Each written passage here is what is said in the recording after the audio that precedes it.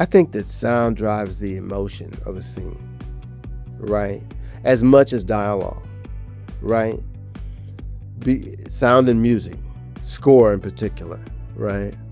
I just think that, yeah, I think that it helps to create emotion in a scene or augments the performances, because you got to have great performances, but great performance coupled with great sound design or great score, I mean, it just makes you feel, it does something. It makes you tingle. It does something to you that it just envelops you in that moment.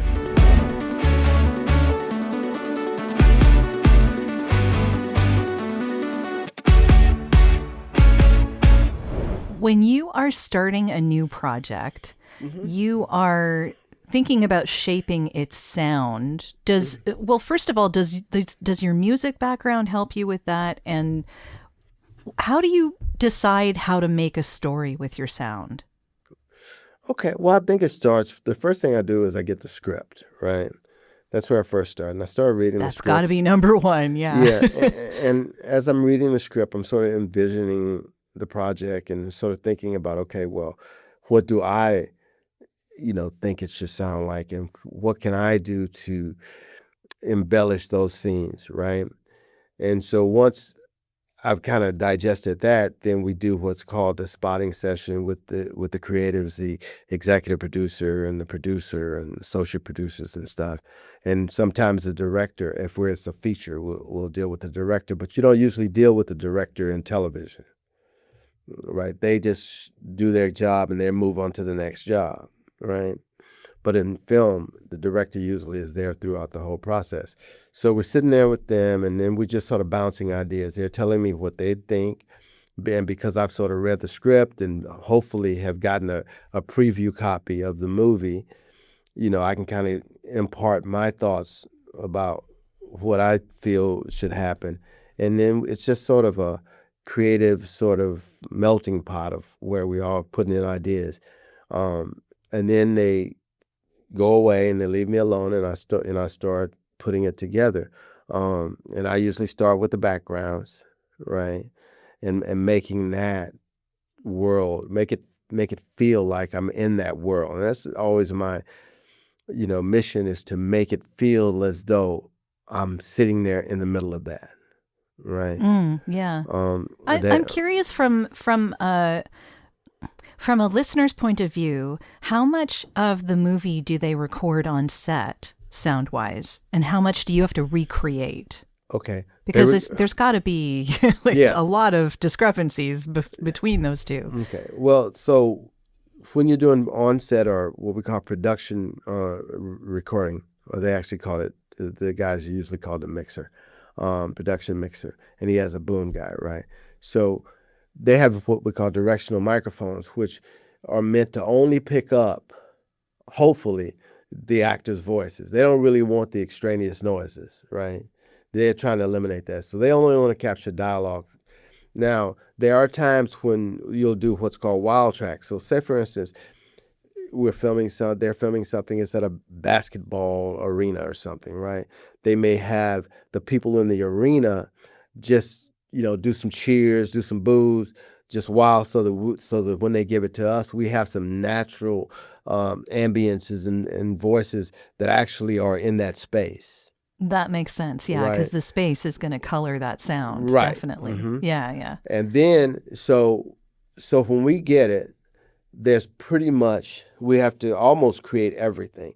There are certain things that happen that we call P effects, right, which are production effects. So, for instance, if they pick up a cup or set down a pot or something like that, and it sounds good in production, we'll X that out of the track, fill it, and put that pot or glass or whatever on its own track so that we can utilize that, because it's the natural sound, and sometimes that sounds better sometimes than something we pull from a library or something that we make, right, or from Foley or something like that. So, but everything usually other than the dialogue we recreate, whether that's it's a car race, or whether it's a spaceship, or whether, it's by a river, everything that you hear, all the ambiences, all the sound effects are redone.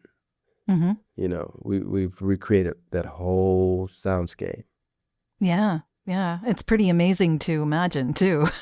Yeah. That's a lot of work. Yeah, and the key is to make it feel real, right? Well, yeah, I guess if people are noticing it, then it's not working, Yeah, right? yeah. If it doesn't, you're right. So, if I'm in New York City, it's got to sound like New York City. Now, sometimes we can use some of the things that are recorded, like I said, in PFX, like maybe there's a nice bed of traffic that we can kind of like cut around the dialogue and stitch it together and make a long pass out of it and use it. We do that a lot as well. Yeah, yeah. It sounds like it's a lot of stitching together of a whole bunch of disparate parts. Yeah, yeah. It is. I mean, it could be hundreds of tracks. Yeah. Wow. It could be hundreds of tracks. So That you were saying when you first started working on 90210, Yeah, was Melrose that Place. okay? Yeah, when you started working on that, you said there were 4 tracks. There were 4 tracks in the synclavier. Okay. So How many do you work with now if you're working on something like that? It can be. I mean, a show like that's probably 100 total. Wow. Right. That's a difference. Right. Yeah, because we only had 24 tracks available Yes. when I started. That's all we had. Uh-huh. And Yeah. then a couple of years later, Pro Tools came out and gave us, more tracks, and the track count continued to increase. So now, I mean, we can go up to probably a couple of thousand tracks if we have to. Oh my God, that's insane. And some big movies will do that. How do you keep track of it all? It's not easy. No, I imagine not. You sort of have to put it into what we call food groups. So, for instance, if I love that description. yeah, if it's like say if it's Halo, right? The show Halo, right? So we would have all the guns in specific tracks that may be fed to a master track that we could control the volume of everything if we needed to just push it all up, or we could also individually go in and raise or lower any specific weapon, right? And then there would be like the spaceships.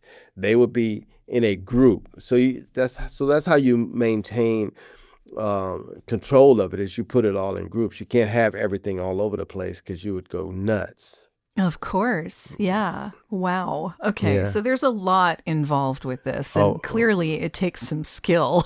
Yeah, it takes some skill and planning. Yeah. Yeah. And planning, Yeah, definitely. skill and planning. Yeah. Oh. So I want to ask you in the area of leadership, because I know that you have often been one of the few Black sound designers in Hollywood. Yeah. So a couple of questions. First of all, like, how does that shape your approach to what you're doing? And how do you hold the door open for more Black sound designers? Okay. Well, I think, to be honest with you, I think how does it shape? Well, for me, because this industry is very, how can I say it? There's a lot of favoritism. There's a lot of nepotism. There's a lot of things. So it's difficult to move up. And so It is about who you know, yeah, as we've but you got to already talked about. Yeah. but you got to work harder too. Oh, yeah. To be. I mean, and I'll just be real with you. Like, I've had to be, at the top. I don't know how to put it, but I had to work harder. Okay. Yeah. Harder than some, right? Yeah. To get where I'm going, and to be honest with you, I wasn't given the opportunities that I thought I was ready for, which is why I started my own company, right? Because then I can control my destiny, and no one else controlled it for me, right?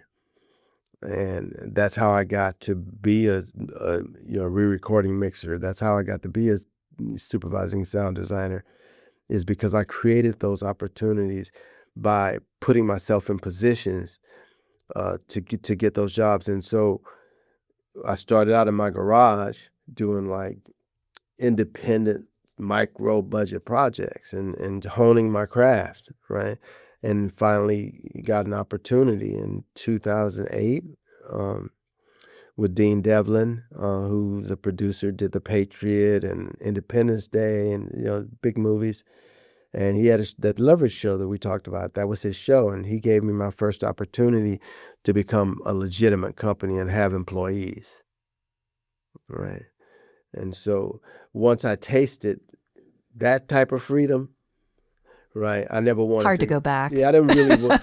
I did have to go back for a small spell, but it wasn't very long.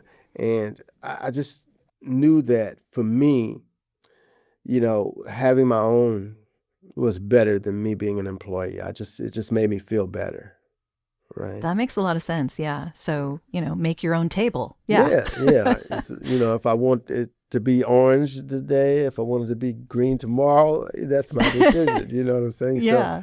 So I love that. But so it's difficult. But what I do is I try to give people opportunities, like my team, are from early 20s to 40. Um, and, majority are African American. Um, and majority of them, well, all of them basically, I trained and mentored. Um, and they're very talented, they're very talented. And, they're in the union, they get benefits, they get health insurance, they get all these things. And they have that opportunity because I wanted to create opportunities for people because it's so difficult. Like, I think when I came up, it was one, two, maybe five of us in the industry on the tier that I was on. It's gotten a little bit better, not a huge amount better, but it's gotten better. And I think that's because, a lot of executives, or I won't know if a lot, but there are some executives who want to see inclusion. I'm speaking of, African American executives, and not just African American executives. There's some people who understand that we need inclusion because it just makes projects better because you get all these different experiences, that you put together in this melting pot, and it just makes it, like a gumbo. I don't know, Yeah. it's like a gumbo. So, Delicious. yeah, it's all delicious. So yeah, I'm doing that. I do some stuff for some nonprofits. Hmm. I Do you do want to some, talk about some of well, I those? do, If you want to well, mention for them, you're instance, I welcome have to. a project they want me to do on the 20th at a high school where I'm going to go in and for like 7 hours and sort of introduce the students to sound editing and sound design and Ooh, that'll be for inspirational. for movies and TV. I've done, Might find some more people for your team. yeah, you never know. You never Um, know. you never know. So I'm doing that. I've done, speaking engagement at film festivals, and I've done. There's the Handy Foundation. I've done seminar with their students, and there's other couple other programs like entertainment industry college outreach program, right? Okay, great. And you And said you're so screening something? yeah, so what happened was I met this lady, Stacy Milner. She's the founder and CEO Hmm. of the entertainment industry college and outreach program, also of HBCU LA and HBCU New York and HBCU Atlanta. And she has like this internship programs. But she had us a program where they take 8 to 10 uh, college graduates who have been in school for film and give them an opportunity to make a short film and to fill certain positions on the team, whether it's the props or the set dresser or the DP and the director. And they made a short film in conjunction with Netflix, right? Wow, And, that's pretty and big. yeah, and so we are going to screen that tonight at 6 p.m. and that's when the red carpet is. So I'm going to go there and do that. We did all the sound design on that project for them, and so yeah. And Wonderful. Yeah, they're a nonprofit institution. that's fantastic. Hey, I'm David Gilon, and you're listening to the Audio Branding Podcast, a great place to learn about how powerful sound can be. If you want to understand how to harness that power in your life, keep listening. And I think it's really important for people who want to be involved in the movie industry to understand all the different parts of it. Because there's a lot that goes into making a movie, and just doing a short film would give you a pretty good idea of what's involved. And it's a lot of work. Oh, yeah, it's a lot of work. It's definitely a lot of work. But it's rewarding once you get to see all that effort that you put out on screen. And it's going to be at Sony in one of their theaters. So it'll be a fun event. So, Ken, I know that you've been in the industry for a really long time. So you've won some awards, I'm sure. Do you want to mention some of them? Yes, I have 3 Emmys. Fantastic. Right. Congratulations. What were they for? Thank you. I have one for Stephen King's The Shining. It was a miniseries. I have another one for Stephen King's Storm of the Century, which was also a miniseries. I have one for John Adams, which was an HBO miniseries. Mm-hmm. I have a couple of golden reels. One for The Monk, and the other one, was for Melrose Place. I've been nominated probably 13, 14 times for various, projects that I've worked on. That's fantastic. Congratulations, by the way, because, that's a pretty competitive industry, I imagine. Yes, it is. It is. It's been an honor and a pleasure to be recognized. Yeah, congratulations. And I wanted to ask you also where you see the biggest opportunity for innovation in sound design coming up. Because the future, of course, there's AI, there's all sorts of interesting things that are coming down the pipeline. Who knows what effect they'll have on the industry? Mm-hmm. But where do you see the most explosion, the most innovation, I guess, happening? Well, I think... For instance, we use what's called plugins in our DAW or digital workstation. Sure, I use plugins in my voiceover, yeah. And so my favorite plugin right now is DX Revive, right? Oh, what does that do?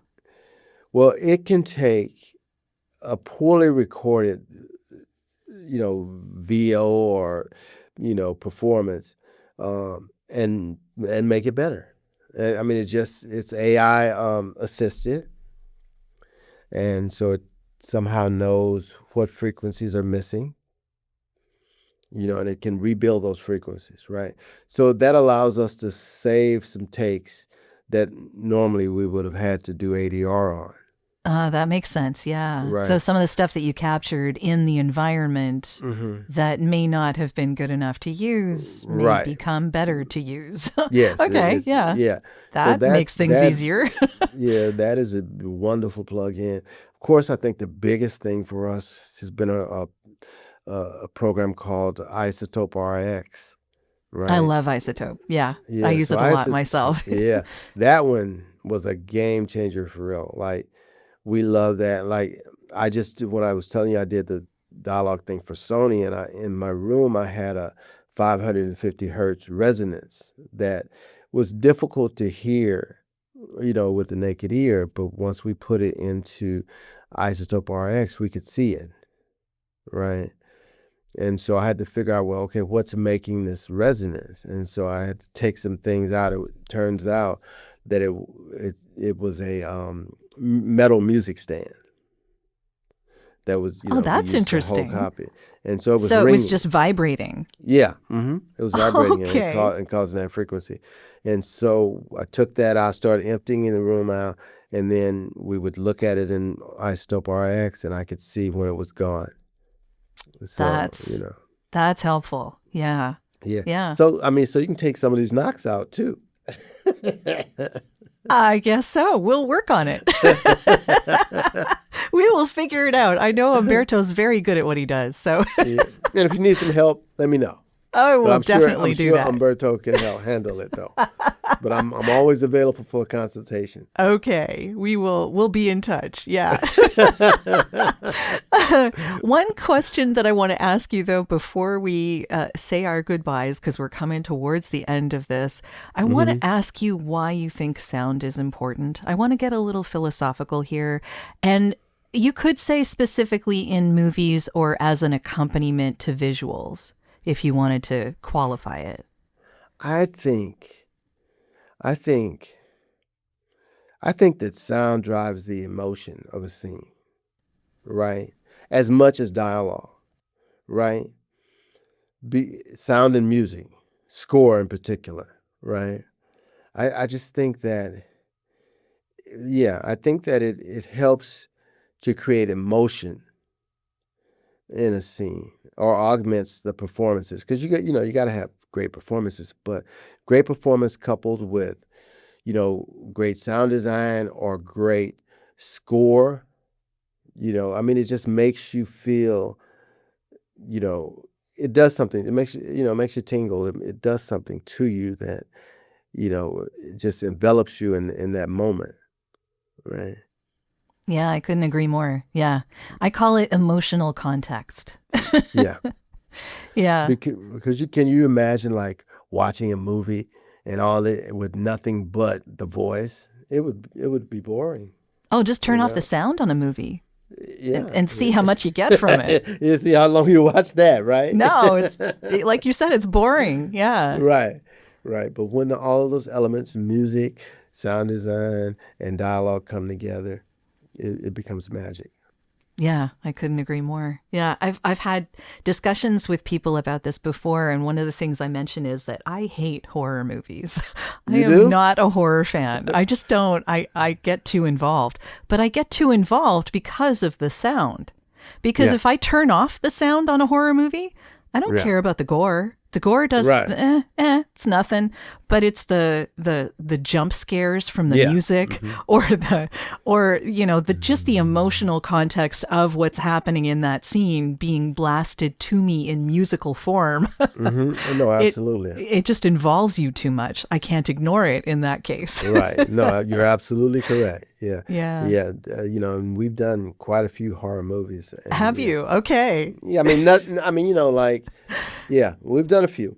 But yeah, those are I'm sure they're interesting. great. my I my mean, they're fun. sensibilities aside. They are fun in that, what you want to create that uneasy feeling, that scary, make people afraid. And, that really helps, whether it's like you said, a jump scare or we have some sort of stinger or the music composition drives that moment. Because what we normally do is I like to talk to the composer prior to doing a project, and we kind of map it out like, okay, I'm going to do sound design for this moment, or he'll say, let me handle that. Let me deal with that particular moment. And then, because we don't want to step on each other, right? We want it to be able to breathe, because if you just throwing everything on the wall, then it's not going to be as nice as if you selectively pick what's going up there, right? So, yeah, so that's important to figure out, like, who's going to handle what, because a lot of times sound design and score can overlap, right? Some sound designers kind of venture into the more musical realm, and some composers venture into the sound design realm. Yeah. So, yeah. Yeah, as you say, I'm sure there's some overlap there too, Yes. definitely. Yeah, Mhm. yeah. So, actually, one more question that I want to ask you then is what would your advice be for people who are coming into the sound design industry right now? Okay. What would you Okay. tell them to do to get involved?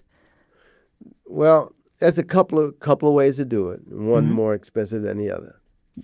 Okay, so if I wanted to take the least expensive route, right, I would go to an audio post facility and try to get in as, say, even if I'm getting in as a runner,